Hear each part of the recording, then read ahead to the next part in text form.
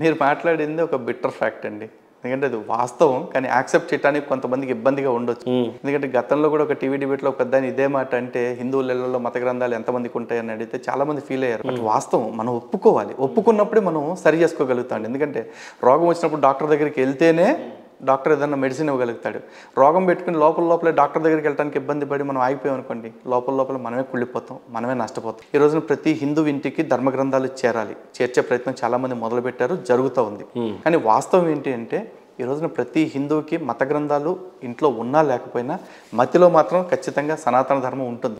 ఈ రోజున ఆకలితో రోడ్డు మీద ఒకటి కనపడితే వాడి దగ్గరికి వెళ్ళి ప్యాకెట్ లేకపోతే డబ్బులు ఇచ్చేసి వెళ్ళిపోతాడు చూసారా, వాడి హిందుత్వాన్ని పాటిస్తున్నాడు. కానీ ఇంకొంతమంది ఉంటారు, వాడి దగ్గరికి వెళ్ళి 100 రూపాయలు లేకపోతే ఒక అన్నం ప్యాకెట్ ఇచ్చి, బాబు నువ్వు మా దేవుణ్ణి నమ్ముకుంటే నీకు దరిద్రం ఉండదు కదా అని చెప్పి ఎదవలు ఉంటారు చూడండి, అది నీచత్వం. అటువంటి నీచత్వం ఉన్నవాడు మత గ్రంథాన్ని చేతిలో పెట్టి ఇంకో చేతిలో ముద్దని చేతిలో పెడతాడు, అన్నం ముద్దని.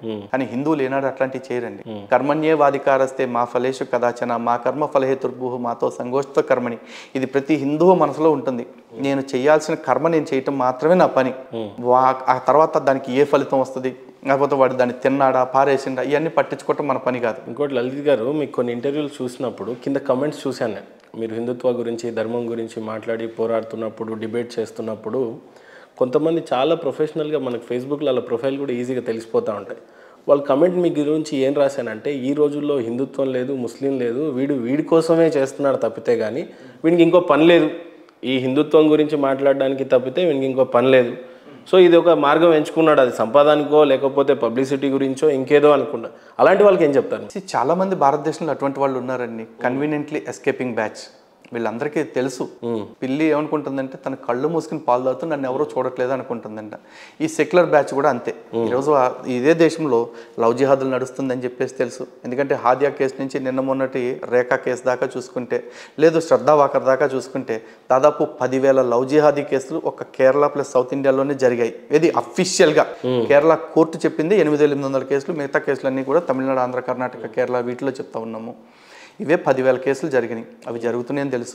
ఇదే భారతదేశంలో మతం జరుగుతున్నాయని తెలుసు, వాడి ఇంట్లో జరుగుంటే ఎగ్జాక్ట్లీ ఇదే భారతదేశంలో, ఇదే దక్షిణ భారతదేశంలో, భారతదేశం ఏంటండి, ఇదే దక్షిణ భారతదేశంలో మతం కారణంగా మనుషుల్ని చంపేస్తుంటే మొన్నే ఒక సంస్థ నిషేధించారు, PFI అనేదాన్ని. అది అందరికీ తెలుసు. ఈ రోజున తాజ్ హోటల్ మీద దాడి జరిగినా, లేకపోతే బార్డర్లో బాంబు వెళ్ళినా, బాంబులు వేసే ప్రతి వాడు కూడా అల్లాహు అక్బరు, నారాయ తక్బీర్, అల్లాహు అక్బర్ అని నినాదాలు ఇచ్చే చేస్తున్నాడు. వాడు చంపేవాడికి మతం ఉందని ఈ గాడిద కొడుకులందరికీ తెలుసు. అయినా కూడా వీళ్ళు ఏమంటారు, all is well all is one అంటారు. ఆల్ ఈజ్ వన్ ఎట్లాగో చెప్పండి.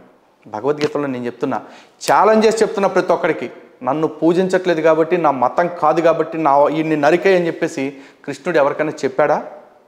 ఖురాన్లో, బైబుల్లో ఇట్లాంటి వచనాలు నేను చూపిస్తా, నువ్వు చూపించింది తప్పు అంటారేమో, రమ్మనండి ఎవడన్నా, ఎవ్వడు రాలేడు. అంటే బైబుల్ని ఫాలో అవ్వకపోతే చంపేమని అర్థం. బైబుల్ని ఎవరైతే యేసుని నమ్మరో లేకపోతే యెహోవాని నమ్మరో వాళ్ళని చంపేమని బైబుల్ చెప్తుంది.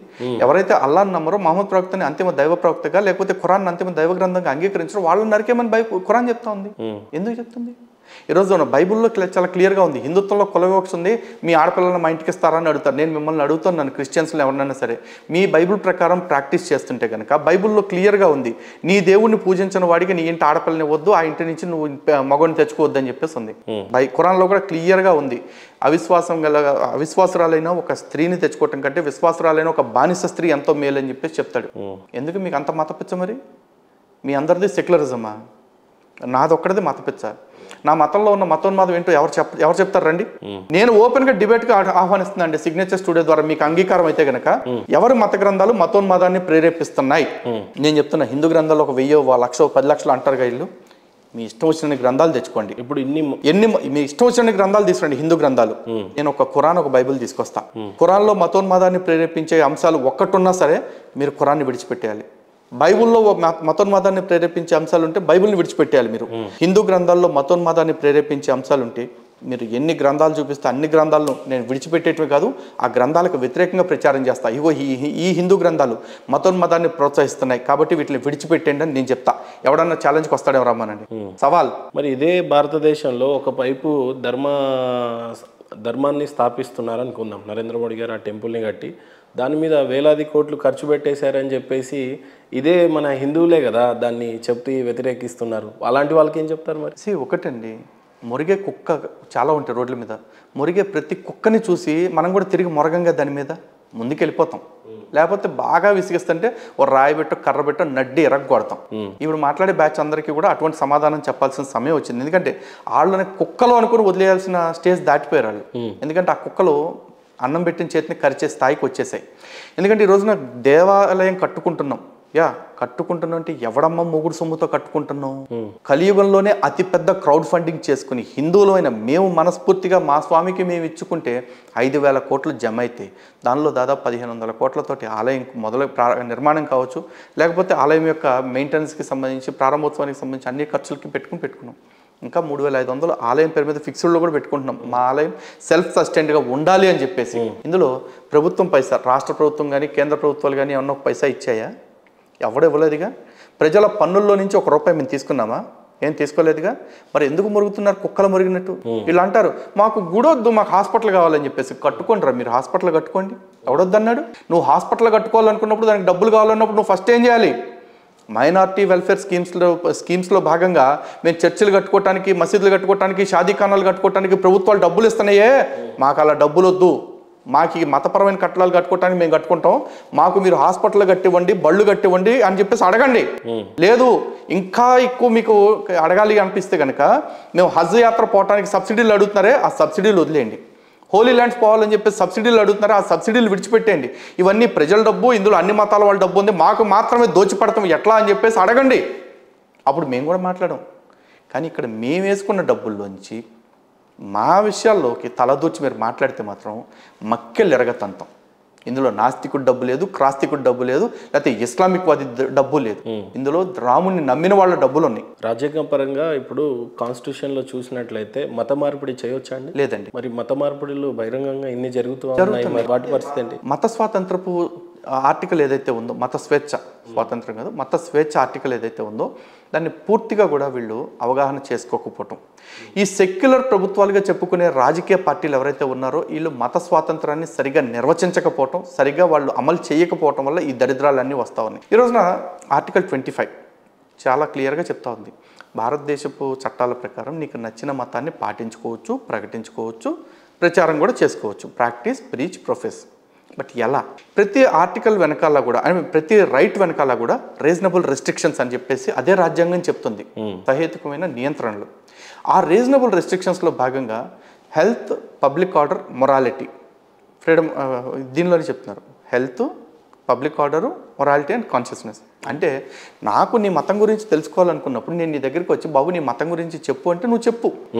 కానీ అట్ ద సేమ్ టైం నువ్వు నీ ఆరోగ్యం బాగు చేయడానికో, లేకపోతే నీ ఆర్థిక స్థితుల్ని బాగు చేయడానికో నా మతం కానీ నా ప్రార్థన కానీ ఉపయోగపడుతుంది అని చెప్పేసి చెప్పకూడదని రాజ్యాంగం క్లియర్గా చెప్తుంది. అదేవిధంగా పబ్లిక్ ఆర్డర్, ప్రజల యొక్క జీవన ఏదైతే ఉంటుందో అది డిస్టర్బ్ అవ్వకుండా చూసుకోవాల్సిన బాధ్యత కూడా మీదే అని చెప్పేసి ఇదే రాజ్యాంగం చెప్తా ఉంది. దీన్ని ఎవడన్నా పాటిస్తున్నాడండి? ఎవడో పాటించడు. రోడ్డు మీద ఎక్కడ పడితే అక్కడ సువార్త స్వస్థత కూటములను పెట్టి పెడతాడు. కొబ్బరి నూనె డబ్బాలు తీసుకొస్తాడు. ఈ కొబ్బరి నూనె తాగితే నీకు దెయ్యాలు పోతాయి, ఈ కొబ్బరి నూనె తాగితే నీకు రోగాలు పోతాయి, ఈ కొబ్బరి నూనె తాగితే నీకు సర్వాల దరిద్రాలు వదిలిపోతాయి అని చెప్పేసి చెప్తాడు. ఇంకోడు బలూన్లు అంట, మ్యాజికల్ బెలూన్స్, ప్రేయర్ బెలూన్స్. ఇంకోడు ప్రేయర్ కర్చీఫ్లు అని చెప్పేసి అమ్ముతా ఉన్నాడు. ఇంకోటి దర్గాల దగ్గరికి తీసుకొచ్చి తాయెత్తులు అంటాడు. ఏమంటే భారతదేశంలో రాజ్యాంగం హిందువులకు మాత్రమేనా? మిగతా వాళ్ళకి వర్తించదా? వర్తించే లెక్కైతే 1954 drugs and magical remedies act, drugs and cosmetics act అని ఒక 2 చట్టాలు ఉన్నాయి. వీటి ప్రకారము ఇటువంటి ప్రచారాలు చేయటం, ఇలా మ్యాజికల్ రెమెడీస్ని చేయటం చాలా తప్పు. మరి ఏ రోజు పోలీసులు కానీ, లేకపోతే మానవ హక్కుల సంఘాలు కానీ, కోర్టులు కానీ, రాజకీయ పార్టీలు కానీ వచ్చి సుమోటోగా నువ్వు ఇట్లాంటి ప్రచారం చేస్తున్నావు కాబట్టి నీ మీద కేసు పెడుతున్నావు అని ఏ మత పెద్దని ఎందుకు నిలదీయట్లా? రాజకీయ నాయకులు కూడా దీన్ని జోక్యం చేసుకోవడం ఎందుకు అంటారు? ఎందుకు చేసుకోవట్లేదు? అదే అంటే హిందువులని తప్ప మిగతా అందరినీ కూడా వాళ్ళు ఓటు బ్యాంక్ లాగా చూస్తున్నారు. హిందువులకు వచ్చేపటికి ఏం చేస్తున్నారంటే కులాల వారీగా విడగొడుతున్నారు. కమ్మ, కాపు, రెడ్డి, రాజు, మాల, మాదిగ, ఎరుకల, యానాది, ముదిరాజు, యాదవ్, గౌడ అందరిని విడగొట్టేస్తారు. కులానికి ఒక కార్పొరేషన్ ఇస్తా అంటాడు, కులానికి ఒక బిస్కెట్ వేస్తా అంటాడు. నువ్వు ఏ కులానికి ఎంత చేయాలనుకున్నావు అంత చెయ్యి, కానీ హిందూ యాజ్ అ యూనిట్గా కూడా నువ్వు మాకు సంక్షేమం ఇవ్వాలిగా. ఈరోజున ముస్లిమ్స్ని షియాస్ కోటి, సున్నీస్ కోటి, సూఫీస్ కోటి, లేకపోతే అహ్మదియాస్ కోటి ఇట్లా చెప్పట్ల. క్రిస్టియన్స్కి వచ్చేపాటికి క్యాథలిక్స్ కోటి, ప్రొటెస్టెంట్లు కోటి, బాప్టిస్టులు కోటి, లూథరన్స్ కోటి, ప్రెస్బిటేరియన్స్ కోటి ఇట్లా చెప్పట్ల. వాళ్ళని క్రిస్టియన్స్ అంటున్నావు, వీళ్ళు ముస్లిమ్స్ అంటున్నావు. మరి మేమేం పాపం చేసాం? మమ్మల్ని ఎందుకు మతపరంగా విడగొడుతున్నారు? మేము అడగొద్దా? అడిగితే మేము మతులు మాత్రం అంటారా?